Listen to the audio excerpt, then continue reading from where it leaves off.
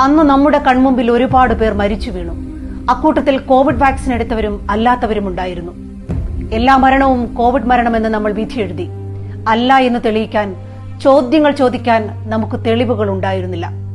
സ്വാതന്ത്ര്യാനന്തര ഭാരതം നേരിട്ട ഏറ്റവും വലിയ പ്രതിസന്ധികളിൽ ഒന്നായിരുന്നു കോവിഡ് വ്യാപനവും പ്രതിരോധവും.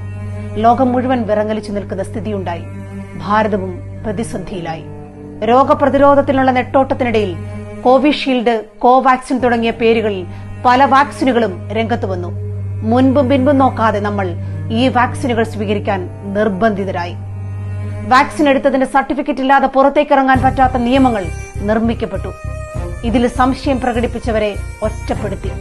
യാഥാസ്ഥിതികർ, മൂരാച്ചി, പുരോഗമന വിരുദ്ധർ, മതതീവ്രവാദി എന്നെല്ലാം അവരെ വിളിച്ചു.